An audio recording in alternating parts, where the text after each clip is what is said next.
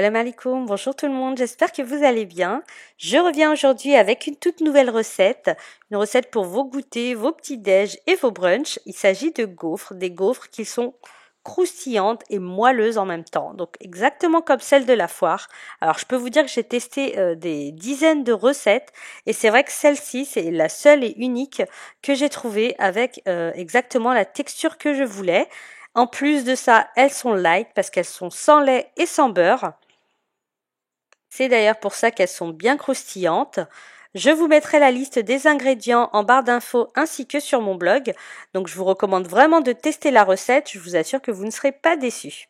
Alors on commence la préparation. Donc dans un saladier, vous allez verser la maïzena, la farine, l'œuf, un sachet de levure boulangère instantanée, du sucre, donc il y a uniquement une cuillère à soupe de sucre, et 3 cuillères à café d'huile neutre. J'ajoute également une cuillère à soupe d'arôme vanille ou d'eau de fleur d'oranger, mais ce n'est pas passé à la caméra. Ensuite, vous mélangez le tout et vous ajoutez petit à petit de l'eau en mélangeant. Alors, je vous recommande vraiment d'ajouter l'arôme parce que n'ayant ni beurre ni lait, ces gaufres n'ont pas de goût à la base. Donc voilà, n'hésitez pas à ajouter donc soit de la fleur d'oranger, soit de l'arôme vanille et vous verrez, elles seront délicieuses. En plus de ça, donc si vous les garnissez par la suite, c'est encore mieux. Donc mélangez jusqu'à ce que vous ayez une pâte bien lisse. Ensuite, vous allez la recouvrir et la laisser reposer 2 heures à température ambiante. Donc ça va permettre à la levure de bien gonfler. Après les 2 heures de repos, donc vous allez mélanger légèrement la pâte. Donc la levure aura bien gonflé. Et ensuite, vous pourrez commencer à chauffer votre gaufrier. Une fois que votre gaufrier est chaud, donc pour ma part c'est quand la lumière sera verte, voilà, je vous recommande de graisser les plaques, donc à l'aide d'un pinceau, un peu de beurre. Vous le graissez uniquement avant la première gaufre et par la suite vous n'aurez plus besoin de les graisser. Ensuite, vous allez déposer sur chaque plaque une louche entière de préparation.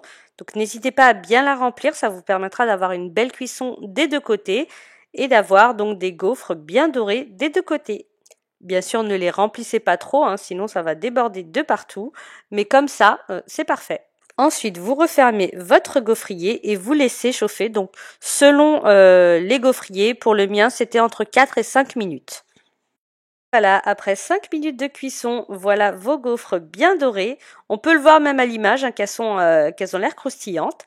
Et ensuite, donc, vous pouvez remplir de nouveau vos plaques avec la préparation jusqu'à épuisement de la pâte. Avec cette quantité de pâte, vous aurez environ 8 gaufres, selon la taille de votre gaufrier. Et donc, comme vous pouvez le constater, elles sont vraiment super belles, bien dorées, elles sont croustillantes à l'extérieur et fondantes à l'intérieur. Et même quelques heures après, elles sont toujours aussi croustillantes. Donc, si vous les voulez bien chaudes et que vous les avez préparées à l'avance, n'hésitez pas à les passer 1 à 2 minutes dans votre grille-pain. Ça vous permettra d'avoir de bonnes gaufres bien chaudes et toujours croustillantes.